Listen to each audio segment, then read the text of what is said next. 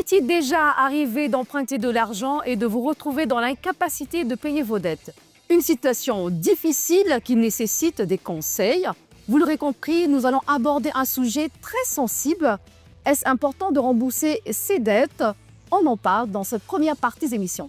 En seconde partie d'émission, un autre sujet, nous parlerons de l'amitié toxique. Et oui, faut-il donner une seconde chance à nos amis, à nos frères? Pourquoi pas? Alors, on en parle aussi. Nos invités sont déjà sur ce plateau, Génération News, l'émission qui prend à cœur toutes les problématiques liées à la jeunesse et tout ce qui fait le buzz sur les réseaux sociaux. Bienvenue à tous. Nos invités sont déjà sur ce plateau. Je commence avec toi, Tabitha. Merci d'être là. Je dirais que tu es entrepreneur. Merci d'avoir accepté notre invitation. Je vous en prie, le plaisir, Papaji. À côté de toi, nous avons Dinaba, étudiante en gouvernance territoriale et développement. Merci d'être là. Merci à vous. Également Cyrus Delorian, entrepreneur, business développeur. Merci également. Merci, Sylvie. Et je finis cette phase de présentation avec Alain, animateur en qualité hygiène, santé, environnement. Merci d'être avec nous. Merci beaucoup, Sylvie. Nous parlons d'un sujet sensible, je le disais tout à l'heure, rembourser ses dettes. Je commence avec toi, Tabitha. Avant même de parler de remboursement, pourquoi aujourd'hui les gens empruntent? Alors, je pense que pour ma part, les gens empruntent certainement pour des raisons fondamentales. Ces personnes se retrouvent dans des situations qui les obligent justement à faire un prêt, que ce soit à la banque ou auprès d'un frère, d'une sœur, d'un ami, d'une cousine, etc. Donc, si les personnes se mettent aujourd'hui à emprunter une certaine somme d'argent, c'est parce qu'elles sont dans le besoin. Effectivement, ces personnes sont dans le besoin. Dinaba, elle disait tout à l'heure, les personnes sont dans le besoin. Est-ce que tu penses qu'aujourd'hui, même quand on est dans le besoin, on est obligé d'emprunter encore et encore? Je dirais pas forcément. Cela dépendra aussi de quoi tu vas en faire réellement de cet argent-là. Et c'est pas aussi conseillé. Et elle aussi, elle est entrepreneur, donc elle devrait bien le savoir mieux que moi. Ah oui, avant cette émission, tu nous partageais un peu ton histoire aussi, hein. Est-ce que pour toi, en tant qu'étudiante, je veux dire, toi tu es étudiante et ça t'est déjà arrivé d'emprunter de l'argent. Comment ça s'est passé justement? Tu t'es sentie mal? Explique-nous un peu. Oui, ça m'est arrivé une fois d'emprunter de l'argent et j'ai pas pu avoir la possibilité de payer cet argent-là à temps. Et ça m'a beaucoup bouleversée parce que j'ai perdu ma crédibilité à cause de ça. Et la personne qui m'a prêté cet argent-là, T'as manqué du respect? oui, effectivement. Qu'est-ce qui s'est passé? Elle m'a menacée. Elle m'a envoyé des messages me disant que si je ne lui envoyais pas son argent, elle allait venir chez moi. Et donc, terrifiée, j'ai dû aussi emprunter de l'argent pour payer cette dette-là. Et Ça devient une routine après. Voilà, ça devient une routine. Cyrus, ça devient une routine. Comme elle dit, c'est quand même, on reste dans un cercle vicieux, hein. On prend une dette pour rembourser. Et qu'est-ce que tu peux en dire justement?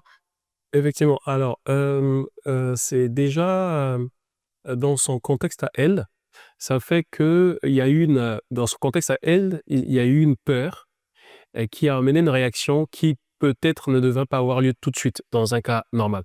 Mais effectivement, tout de suite, ce qui peut entraîner effectivement de rentrer dans un cercle vicieux, et c'est pas toujours aisé. Et généralement, là, bon, ça nécessite d'avoir une certaine maîtrise de soi. Et pour arriver justement à cette maîtrise de soi, c'est qu'on doit être un habitué justement de l'exercice. Non seulement l'exercice d'emprunter, mais aussi naturellement avoir une certaine maturité dans la gestion de certaines circonstances ou gestion de certains conflits au quotidien en fait. Et justement, elle disait tout à l'heure, il fallait être crédible, mais elle n'était plus crédible parce qu'elle ne pouvait pas payer ses dettes. Alain, ça veut dire que quand on rembourse ses dettes, on est crédible quelque part. Oui, tout à fait. Quand on rembourse ses dettes, on conserve notre crédibilité. Donc, comme on l'a dit, celui qui s'endette est en quelque sorte esclave de son créancier. Donc, ce qui fait que il peut avoir certaines réactions qui sont pas normales face à la personne à la personne qui prête de l'argent. Donc, ce qui fait qu'il va prendre de l'ascendance, qui va être insolent, tout simplement pour réclamer son dû. Mais est-ce que ça vaut la peine aujourd'hui, vous prêtez de l'argent à une personne qui est incapable de rembourser et vous allez vous mettre à insulter la personne? Est-ce que c'est un bon comportement? Est-ce qu'il faudra avoir ce genre d'attitude? Alors, Ça, c'est un mauvais comportement. Maintenant, ça dépend de la qualité des personnes, l'éducation, oui, de l'éducation de la personne, parce que toutes les personnes ne sont pas pareilles. Il y a des personnes qui aiment harceler les gens. Donc, dès qu'elles ont une petite opportunité, elles la saisissent pour prendre le dessus sur toi. Donc, voilà pourquoi c'est toujours important, en prenant une dette, d'avoir à l'avance une issue ou bien des propositions pour s'en sortir. Donc, les dettes doivent être prises, à mon avis, pour avoir quelque chose de rentable. C'est-à-dire, on prend une dette pour investir dans un projet et pour que ce projet-là puisse être rentable. Donc, ça te permet de pouvoir rembourser la dette sans pour autant être obligé d'emprunter ailleurs pour... Ça veut dire que si je te suis, tu as un projet, tu veux mettre en place, tu veux lancer ton projet, tu peux te permettre d'emprunter de l'argent. Dans le cas de Tabitha, elle est entrepreneur. Justement, est-ce que tu es d'accord avec ça? Si tu as un projet, tu peux emprunter, sachant que tu n'es même pas sûr de rembourser cet argent. Est-ce que tu peux quand même oser? Oui, je dirais que dans le cas d'un entrepreneur, ça arrive très souvent qu'on fasse des prêts justement pour financer justement le projet que nous avons. Bien qu'on le sache, bien sûr, que si le projet donnera le lendemain ou pas, pour pouvoir rembourser la somme, mais je pense qu'en tant qu'entrepreneur, on se donne toutes les chances, toutes les possibilités qu'il faut pour pouvoir investir et rembourser par la suite. Mais quand on dit il faut rembourser ses dettes quelque part aussi, c'est garder une bonne relation avec les personnes qui vous ont aidé. Exactement, rembourser ses dettes. Parce que je pense que dans la relation d'emprunt et de prêt, il ne s'agit pas seulement de l'argent, il s'agit également de la renommée de la personne. Parce que lorsqu'on emprunte de l'argent à quelqu'un, la bonne éducation, le savoir-vivre demandera à ce qu'on rembourse. Non pas seulement comme ce que disait Djenaba, pour la crédibilité, bien sûr, mais également un engagement à respecter à l'égard de la personne. Justement, je suis d'accord avec Tabitha. Djenaba, quelque part, comme elle disait aussi, c'est un engagement, il faut l'honorer. Mais on prend le cas de quelqu'un qui se dit je vais vraiment payer et se trouve dans cette incapacité de pouvoir payer cette dette-là ou ces dettes. Qu'est-ce qu'il faut faire à la fin? Est-ce qu'il faut prendre encore un autre engagement pour dire pour aujourd'hui, je ne peux pas payer, je vous payerai peut-être dans 2 mois ou dans 3 mois, Djenaba? Il s'agit de projets, comme elle a dit. Et moi, étant une étudiante en gouvernance territoriale, et nous avons une module là-bas qui s'appelle élaboration de projet. C'est un aspect vraiment technique, mais personnellement aussi, on peut le faire. D'accord. Genre, je me dis que je vais faire un projet par exemple, de vente, etc. Et je fais recours à une dette, à un emprunt. Donc, avant même de mettre en place ce projet-là, il faudra que j'évalue les risques. De dire que peut-être que le projet ne va pas marcher et je serai endettée. Et comment je dois faire après pour payer cette dette-là. Donc, ici, il serait important d'évaluer les risques d'accord. du projet avant même de faire recours à la dette. Mais il est aussi compréhensible que des fois, on peut évaluer aussi le risque d'endettement, mais qu'à la fin, on n'a pas une prise sur ça. Donc, on serait obligé de peut-être faire recours à une autre dette et ça devient, c'est un cycle justement. Cyrus veut réagir. Oui, exactement, je veux juste rebondir un peu par rapport à ce qu'elle dit. Et c'est assez crucial parce que moi, ça m'est arrivé un peu.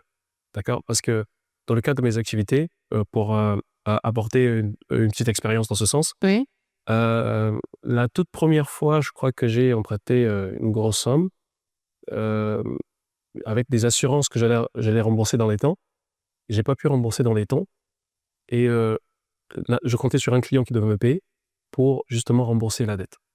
Le client n'a pas payé dans les temps et la date est arrivée à l'échéance pour la Ça personne. vous a pénalisé. Exactement. Et donc, du coup, quand je faisais recours à celui qui devait me payer, il me donnait des échéances qu'il ne respectait pas. Or, il s'avère que moi aussi, j'ai un échéancier avec la personne qui m'a prêté et ça pénalisait aussi la personne. Étant donné que c'est un engagement. Qu'est-ce qui s'est passé? C'est qu'effectivement, à un moment donné, comme c'était une première fois, pris de stupeur, je ne pouvais même plus répondre au téléphone. Parce qu'effectivement, la personne aussi s'énerve, est mis à s'énerver. Et qu'est-ce que j'ai appris au travers de cette situation et que j'apprends aujourd'hui à implémenter quand je suis face à ce genre de conflit? Généralement, c'est communiquer. Parce que de toutes les façons, si c'est la communication qui va permettre de rassurer la personne. Généralement, on dit que dans un problème, chaque partie a une part de responsabilité. Bon, la responsabilité de celui qui a emprunté, c'est de repartir généralement dans cette situation-là, de repartir vers la personne d'écoute, même la preuve à l'appui idéalement, et ça rassure, dit voilà ce sur quoi je comptais pour payer, mais c'est pas arrivé dans les temps.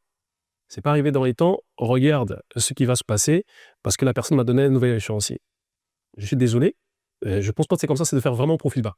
Je suis désolé, mais est-ce que tu peux me permettre d'avoir un nouvel échéancier?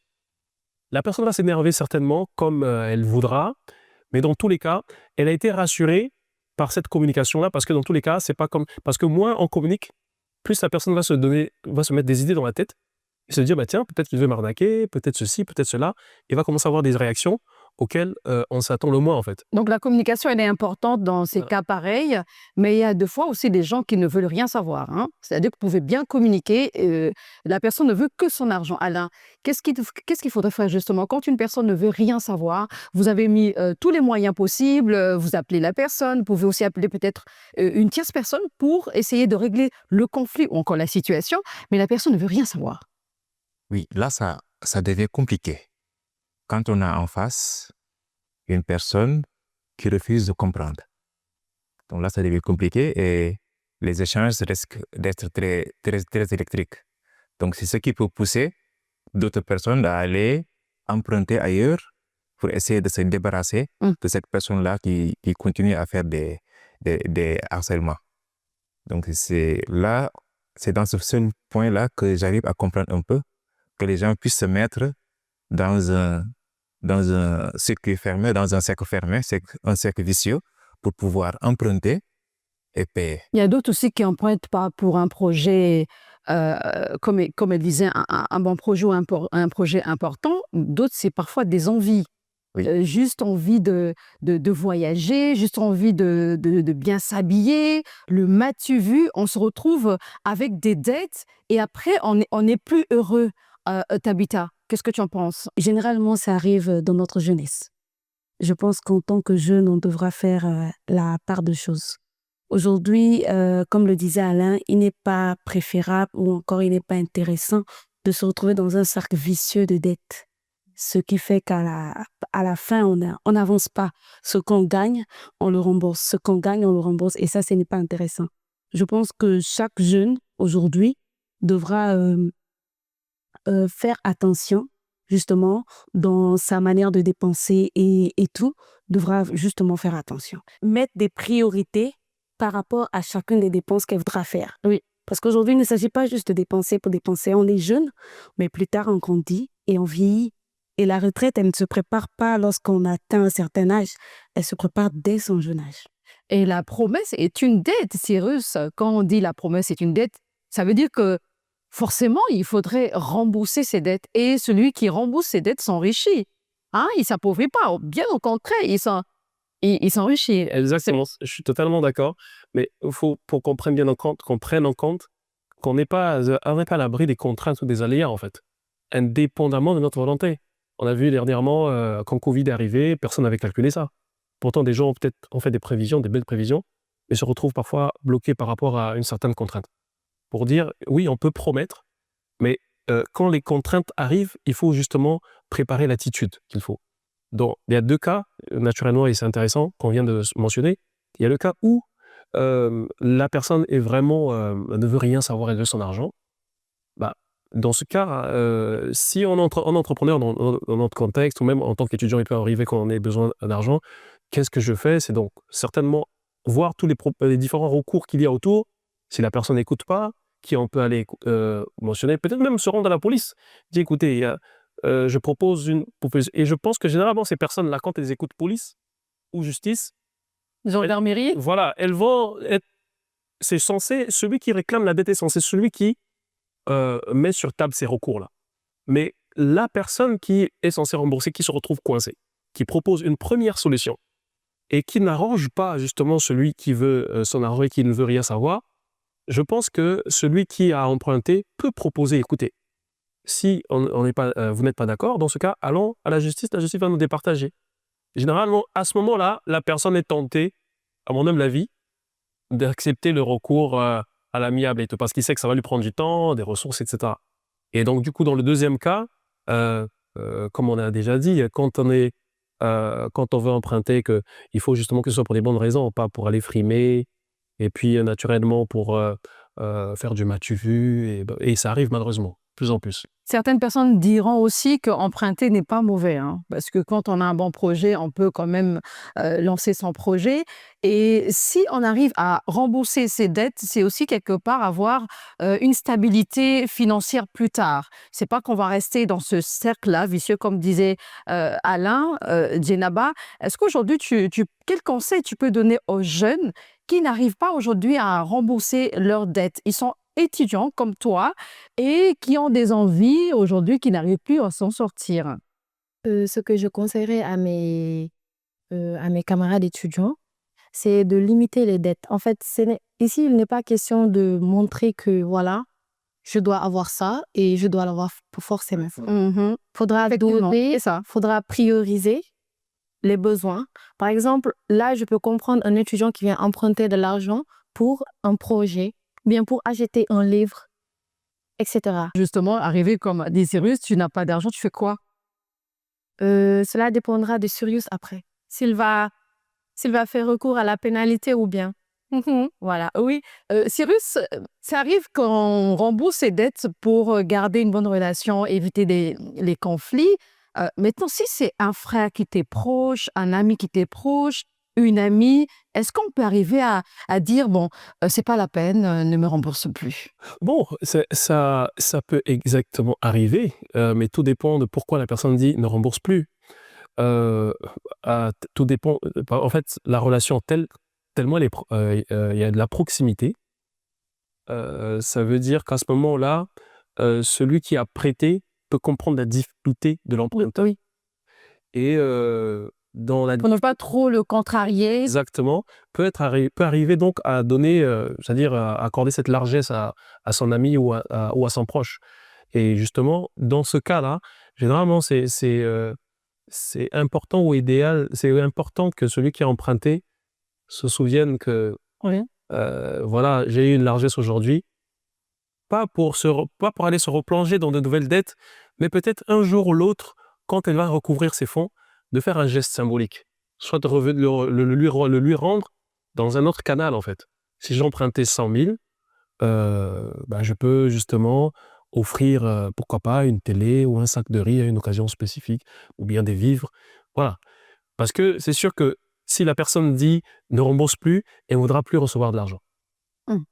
Or, il s'avère que, on l'a peut-être mentionné ici, rembourser une dette renforce la confiance. Oui, exactement. Et demain après-demain, quand la personne qui va emprunter va être dans le même besoin, repartir auprès de celui qui a prêté, sachant que je n'ai pas remis, on sait clairement quelle sera l'attitude de celui qui a prêté. Par amitié, par fraternité, elle dit écoute, je préfère ne pas, même si la personne a. Mais si demain, quand bien même la personne t'a relaxé, et que je me souvienne de cet acte pour venir faire amende honorable, je pense que ça va renforcer la confiance pour demain que la personne puisse encore avoir le courage de prêter. Voilà. J'aimerais que, je vais terminer avec toi, Alain, ça veut dire qu'il faut quelque part aussi avoir de l'empathie.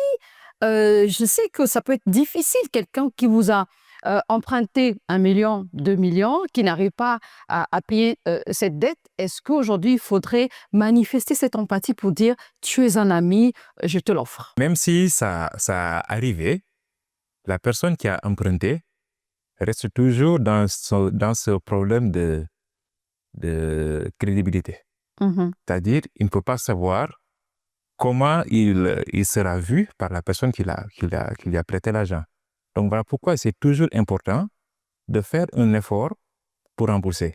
Généralement, ceux qui effacent facilement les dettes envers les proches ou bien les amis, ce sont ces personnes qui, pendant longtemps, ont attendu que la dette soit payée et que cette dette-là, bon, on sent que cette personne ne fait pas d'effort. Et pour éviter les problèmes, on dit bon, on passe l'éponge. Mais on retient qu'il faut payer, Oui, il faut payer. rembourser ses dettes. Voilà. C'est le message que nous avons. On peut avoir cette empathie, mais il est important de rembourser ses dettes. On se retrouve juste tout à l'heure.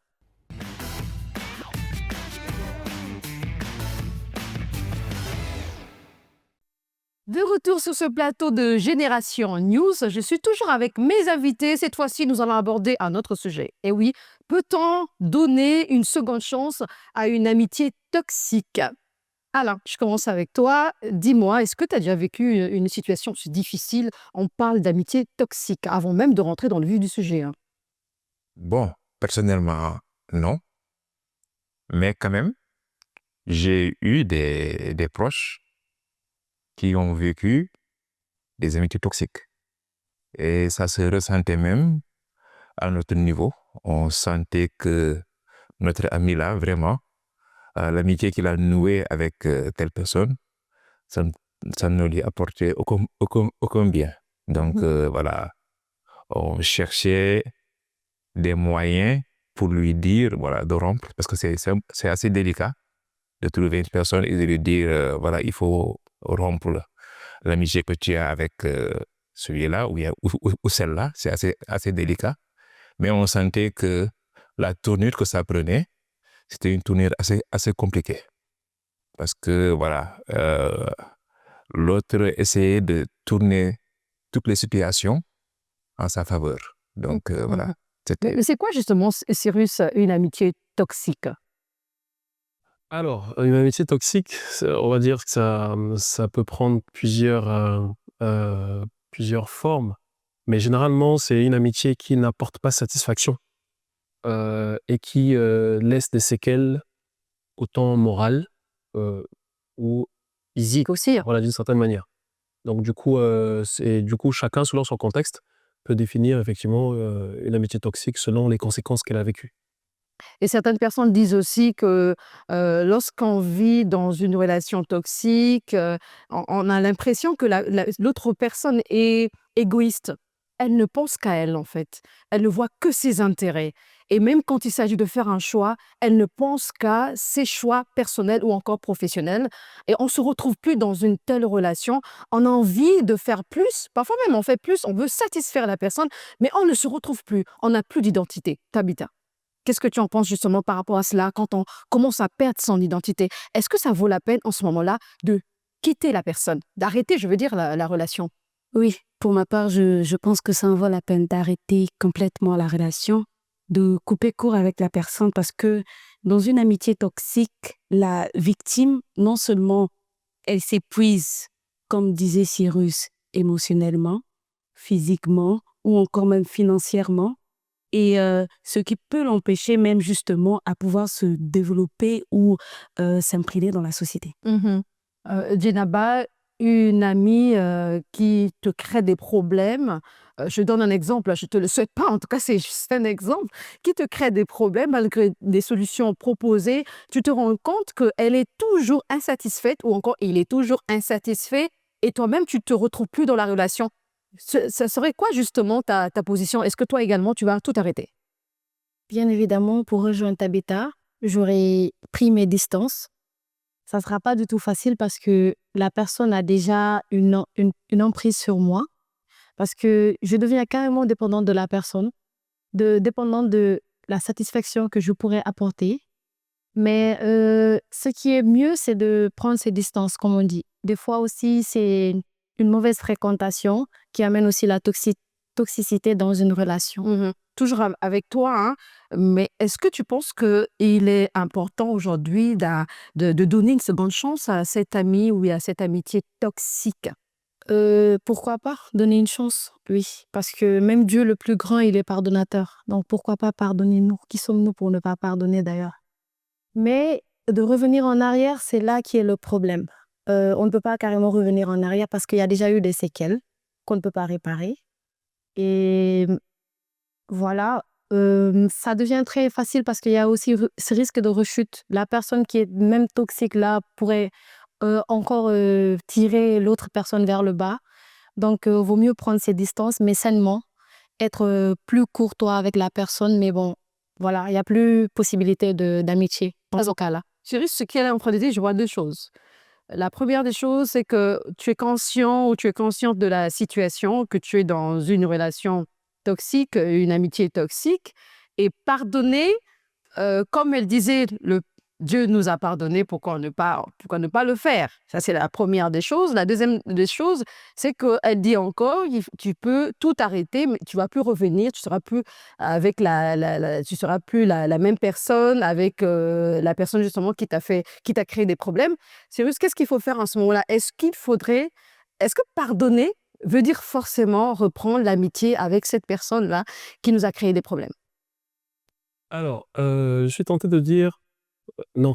Je suis très tenté de dire non. J'ai 2 illustrations qui me viennent là et justement qui iront un peu dans le contre-pied de ma très chère Djenaba. Elle a pris l'exemple de Dieu qui pardonne, mais pour ceux qui croient en Dieu, bien sûr, on connaît l'histoire de Dieu et du diable et de Satan, pour parler comme les chrétiens. Lucifer qui avait justement désobéi et tout, et plus jamais reparti au ciel. Bon, on suppose que Dieu l'a pardonné, mais Lucifer ne fait plus jamais partie des anges autour de Dieu. L'autre illustration, c'est un ami, dans sa toxicité, peut causer soit le divorce ou la rupture d'un couple. Est-ce que c'est pour autant que je vais, personnellement, si c'est moi, quelqu'un qui fréquente la famille ou bien qui me fréquente, qu'il soit la cause, par exemple, d'une rupture, est-ce que j'accepterais de revenir? Je pense pas. Donc, je peux pardonner, pour répondre donc à la question, je peux pardonner, mais revenir à une certaine amitié, une certaine proximité, non, je ne pense pas. Donc pardonner, est-ce que ça veut dire, je voudrais que vous soyez très clair, est-ce que pardonner, ça veut dire tout oublier, tout en sachant que tu seras plus ami avec cette personne? Ou bien pardonner, ça veut dire qu'on peut quand même s'en souvenir sans reprendre la même amitié? Alors, pour être vrai et sincère, je pense que pardonner ne veut pas forcément dire oublier. C'est vrai, parce que j'aime bien les illustrations. Quand je me blesse, n'est-ce pas, j'ai mal. Le temps que j'endure la douleur et que le temps que la plaie se cicatrise, j'aurai mal. Et une fois que la plaie est passée, euh, La cicatrice la reste. cicatrice reste. Et quand je regarde la cicatrice, j'ai peut-être pas le remords en fait, mais j'ai le souvenir que à cet endroit-là, je m'étais blessé en fait. Donc je peux pardonner et ne pas oublier parce que ça reste une histoire, reste un fait dans l'histoire. Et donc à ce moment-là, je peux dans ma tête considérer que bon, c'est du passé et moi je suis passé à autre chose.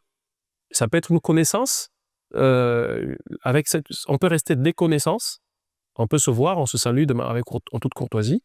Mais on peut plus se permettre, ou je pourrais plus me permettre, moi, dans mon cas, par exemple, si ça a été une relation toxique, de m'asseoir avec la personne, de discuter 10, 15, 20 minutes, peut-être comme on pouvait le faire avant. Mais la personne aussi, on reste sur cet bel exemple, je veux dire. Alain, tout à l'heure, Cyrus parlait d'une plaie, après il y a eu une cicatrice. Est-ce que quelque part, ça voudrait dire aussi que on peut pardonner, mais on ne va pas oublier ce qui s'est passé. Ça nous permet de faire attention lorsqu'on fera des connaissances, lorsqu'on aura des amis qui voudront bien être avec nous. On va se souvenir peut-être des choses qui se sont passées pour ne plus les reproduire. Effectivement, moi je pense que le fait de pardonner, ça entre dans le processus de faire la paix avec soi-même. Parce que à chaque fois que l'on a la haine ou la rancœur contre cette personne-là, on ne peut pas progresser. Donc, il va falloir pardonner garder en mémoire ces événements malheureux pour ne pas retomber dans la même erreur. Maintenant, tout en sachant que il faudra tout faire pour éviter de renouer cette amitié-là avec cette personne toxique. Je pense quelque part aussi, ça peut être lié à une histoire, hein, peut-être de son enfance, ou bien la personne a été maltraitée, la personne ne connaît même pas son identité. Et après, une fois qu'elle est avec, elle est avec toi ou elle est avec une personne quelconque, elle commence à manifester certaines choses. Est-ce que quelque part, on peut dire qu'elle a tort? Je ne pense pas. Peut-être qu'il faudrait, je ne veux pas dire qu'il faut donner une seconde chance à une amitié toxique, mais je suis en train de vouloir dire que il doit avoir une explication quelque part. Si cette personne s'est mal comportée, peut-être c'est lié à son enfance. Est-ce que quelque part, il ne faudrait pas aussi l'aider en lui disant, mais tu peux aller voir un psychologue, par exemple. Parce que si c'est une question qui est liée à une santé mentale, ça veut dire quelque part, elle a besoin d'être accompagnée. En tant qu'amie, Tabitha, en tant qu'amie, est-ce que tu penses que quelque part, au lieu de couper court, on peut couper aussi, mais quelque part donner des conseils à cette dernière d'aller voir un psychologue, d'être suivie et pour cette personne ait une très bonne santé mentale? Exactement, je partage amplement ton idée par rapport à cela parce qu'aujourd'hui, il y a certaines amitiés qui sont toxiques, certainement peut-être que la personne a vécu des situations horribles dans son enfance et ne sachant pas comment justement les gérer, elle les déverse sur son ami ou son copain ou sa copine, etc. Donc pour ma part, je rejoindrai ton idée dans le sens où il faudra justement accompagner la personne, mais faire attention. Parce que lorsqu'on veut donner une seconde chance, c'est possible. Il y a des relations où certaines personnes veulent bien donner, accorder une seconde chance à la personne. Mais il faudra faire attention dans le sens où il ne faudra pas être naïf. Les conséquences éduquent mieux que les conseils, on le dit toujours. Donc, lorsqu'une personne prend l'engagement de donner une seconde chance, il faudra également t'attendre que le lendemain ou demain après-demain, ça pourra ou ne pas marcher. Donc, avant de donner une seconde chance avec la personne, je pense qu'il est préférable de conseiller la personne, de travailler avec la personne, que la personne travaille sur elle-même. Et au bout d'un certain changement, pourquoi pas donner une seconde chance? Alors, Tabitha, dis-moi, pour une amie qui t'a fait vraiment souffrir quelque part, tu as vécu de la misère, je peux le dire, et tu as tout arrêté. Cette personne revient quand même pour te dire que je suis désolée, je reconnais mon tort. Et est-ce qu'aujourd'hui, tu seras d'accord de reprendre cette amitié-là? Est-ce que ça peut te rassurer? Le fait de dire je suis désolée, est-ce que ça te rassure? Alors déjà, si la personne s'excuse et qu'elle est désolée, on peut pardonner. Maintenant, renouer les relations avec la personne, ce sera avec beaucoup de retenue. Parce qu'il faudra observer la personne pour ne pas être à nouveau victime. Parce qu'on dit que les mauvaises compagnies corrompent les bonnes mœurs. Donc si elle est une mauvaise compagnie, forcément, moi, je serai également pour quelqu'un d'autre. Donc pour éviter de tourner dans ce cercle, ce que je ferais, c'est d'apprendre à étudier la personne, observer la personne. Si elle a véritablement changé, pour l'accorder à nouveau, pourquoi pas, la confiance d'autrefois. Djenaba, on disait tout à l'heure, on peut aussi aider cette personne, on peut conseiller cette personne d'aller voir un psychologue. Si tel est le cas, est-ce qu'en ce moment-là, on peut quand même accorder à cette personne une seconde chance? À la sortie de ces séances-là, on est rassuré qu'elle a rencontré un professionnel. Est-ce qu'on peut quand même donner une seconde chance à une amitié toxique? Comme le disait Tabitha, ça sera avec un peu de retenue. Rien n'est fait par hasard dans ce monde-là, comme on le dit. Rien n'est fait par hasard. Si aujourd'hui je rencontre Alain et que nous soyons amis dans l'avenir, c'est parce que Dieu l'a prévu. Et donc, quand il fait certains actes, c'est parce qu'il y a une cause derrière. Tu l'as dit tantôt, que peut-être que ça peut être par un passé traumatisant, etc. Donc, Dieu a forcément mis cette personne-là sur mon chemin pour que je l'aide peut-être. Donc, ça sera pas bien de laisser la personne s'autodétruire et tourner le dos. C'est ce qui fait même que certaines personnes deviennent dépressives et elles ont même des idées suicidaires. Évidemment, parce que tout le monde les jette la pierre en fait, parce qu'en disant que cette personne-là, il est comme ça, il est comme ci, sans pour autant savoir la raison pour laquelle. Il faudra d'abord chercher les raisons pour lesquelles cette personne-là, elle agit de cette manière-là. Et s'il y a possibilité d'aider cette personne-là, pourquoi pas? Et après ça aussi, faudra, bon, je vais pas dire que ça sera facile que de faire confiance encore à cette personne-là, mais de manière intelligente. Il s'agira ici d'essayer de mettre la personne en confiance, de lui dire que ça va aller et de rester voir sa progression, mais tout en étant intelligent pour ne pas encore retomber dans cette fossé-là. Cyrus, quelque part aussi, on peut dire que quand on vit dans une situation, dans une amitié toxique, on détruit la confiance et on a du mal à nouveau à faire confiance. Est-ce qu'aujourd'hui, ça veut dire forcément, même si on donne des conseils à cette personne d'aller voir un psychologue, forcément il faut reprendre cette amitié-là? Alors, ce que je perçois, c'est qu'effectivement, bon là on est dans le cadre psychologique, donc peut-être que la cause à ce niveau-là est psychologique. Mais ce que je capte, c'est que a priori les causes peuvent varier. Et de toutes les façons, pour compléter un peu, comme Tabitha disait tout à l'heure, moi ce qui me vient à l'esprit, c'est de dire quand on est les plus forts, c'est un livre Célèbre qui le dit, que les plus forts soutiennent les plus faibles. Dans une certaine mesure, il faut déjà identifier le pourquoi de la toxicité et la conséquence qui en a découlé. Parfois, c'est d'abord la conséquence, parce que c'est nous qui la subissons, et identifier les pourquoi, les causes. Alors, du coup, si la conséquence n'est pas fâcheuse immédiatement, d'une certaine manière, on peut se permettre de, pourquoi pas, donner une seconde chance. Mais c'est juste pour dire que tout dépend à quel point je suis investi dans mes relations, en fait.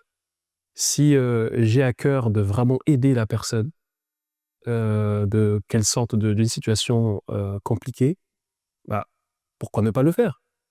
Mais on n'est pas tous des mères Teresa.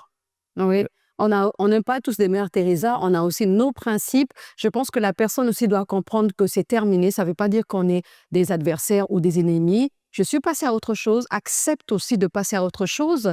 Mais si tu as besoin de moi, tu peux passer un coup de fil, mais je ne serai plus à ta disposition.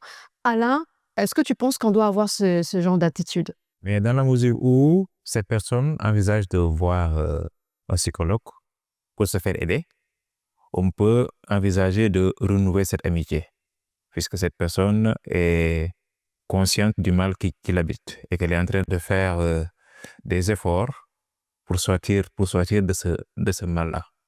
Dans ce cas, on peut essayer de renouer cette amitié, comme l'a dit Tabitha, intelligemment. Intelligemment. Mais hormis cela, il est préférable de dire à la personne que j'ai passé à autre chose. Parce que si la personne est toxique et qu'elle n'est pas consciente de sa toxicité, elle va toujours te tirer vers le bas. Oui. Et dans une amitié, on a besoin Il faut que ça soit équilibré. Que ce soit équilibré, que toutes les deux parties essaient de tirer l'autre vers le haut. Oui, tu as souligné le cas de cette personne volontaire d'aller voir un professionnel psychologue, mais pour une personne qui se dit que j'ai pas de blessure, je sais que les choses se sont mal passées, qui ne veut pas voir un professionnel, mais qui tient quand même à cette relation, est-ce qu'il faudrait donner une seconde chance à une telle amie, sachant que cette amitié ou cette relation était source de stress? Tabitha. Alors, une seconde chance, oui, il y a la possibilité de donner une seconde chance. Mais comme je le disais entre-temps, à l'entame de mes propos, il faudra justement veiller à ne pas donner une seconde chance à la personne et à subir la même situation à nouveau. Et je voudrais également dire qu'avant de donner une seconde chance à la personne, il faudrait que la personne qui a été victime soit également guérie de la blessure qu'elle a reçue. Parce qu'il est difficile de donner une seconde chance à l'autre si moi-même, je n'ai pas été guérie de la blessure que l'autre m'a causée. Et lorsqu'on accorde une seconde chance à l'autre, ça veut dire quelque part aussi on s'accorde aussi une seconde chance. Dans une relation, je veux le dire comme ça, est-ce que vous ne pensez pas, Djenaba, est-ce que tu ne penses pas qu'on a une part de responsabilité? On peut se dire que l'autre a tort, mais nous également, quelque part, on a posé des actes qui n'ont pas contribué à donner un bon, on va dire, une bonne température ou bien un bon climat dans la relation, Djenaba. En effet, dans une relation, il est bien de construire les bases d'une relation, de savoir là où on va, pourquoi on est ensemble, pourquoi on se fréquente. Et dès lors, la personne qui est la victime de la toxicité là, Oui. devrait dès le début se poser des limites, se dire que voilà, toi et moi, ça s'arrête là. Il n'y a pas d'autre chose qui va venir entrailler à notre amitié sans pour autant que je n'agisse. Parce que des fois, il y a des gens qui n'assument pas, Avoir raison. oui, et qui n'assument pas leur toxicité. Et là, ça devient carrément de l'emprise totale et ça devient, comment dire, C'est des personnes qui ont du mal à accepter la réalité, oui, mais aussi, comme je disais tout à l'heure, qui veulent toujours avoir raison, qui ne comprennent pas que le comportement que je suis en train d'afficher, l'autre ne se retrouve pas, ne se retrouve plus et perd même sa personnalité. oui, carrément. L'homme est de nature égocentrique, comme on le dit souvent. Des fois, il y a des gens qui sont tellement, qui ont tellement de la fierté qu'ils n'arrivent pas à assumer qu'ils ont carrément tort. Et là, la solution, c'est de se barrer, de laisser la personne. Voilà. L'expression me fait un peu sourire de se barrer. Et qu'est-ce qu'on peut retenir justement, puisqu'on est presque à la fin de cette émission, faudrait-il donner une seconde chance à une amie, on va dire à une amitié toxique, tout en sachant que il y a des bases, il y a des limites. On a parlé d'un psychologue, il y a la possibilité justement d'aller voir un psychologue. Et pour quelqu'un qui ne reconnaît même pas qu'il a des blessures ou bien qu'il a eu des blessures, en ce moment-là, c'est à nous de savoir ce que l'on veut. Cyrus, peut-être un message dans ce sens-là. Alors, ce que je peux dire, soit oui, soit non, dépendamment du contexte, en fait. Et comme je le mentionnais également dans mes propos précédemment, tout va dépendre de l'effet de la toxicité sur ma personne. Si l'effet, on va dire, me permet de surmonter la circonstance et que je comprenne avec suffisamment d'empathie la personne qui est la cause justement voilà, de l'effroi ou bien du mal sur ma personne, oui, je peux envisager rebondir, on va dire, avec la personne sur de nouvelles bases. Et c'est sur ces mots que nous allons mettre fin à cette émission. Merci à vous d'avoir participé à cette émission. Je rappelle que Alain, c'est la première fois que tu participes à cette émission. Merci d'avoir répondu à nos questions. Merci beaucoup à vous, à toi, Sirni. Et très content d'avoir partagé cette émission avec toi. Je remercie également Tabitha, Djenaba et Cyrus. Merci Oui. à toi d'avoir participé à cette émission. Je rappelle également, c'est la première fois. Et je crois que tu vas revenir comme les autres. Bien sûr, merci beaucoup Sermi pour l'invitation. Merci à tous les autres co-invités. C'est toujours un véritable plaisir de retrouver de belles énergies et d'autres forces vives à Totem pour partager ce genre de... Et je suis tout à fait d'accord avec toi, Cyrus. Merci, Djenaba. Merci à toi, Sirmi, et merci à mes co-débatteurs. C'était vraiment un réel plaisir pour une première fois. Merci. Parfait. Merci également à toi, Vita. Oui, ça a été un réel plaisir. C'est nous, vous l'avez compris, c'est la fin de cette émission Génération. Nous, on se retrouve très bientôt sur la panafricaine. Surtout, ne changez pas de fréquence. On se retrouve.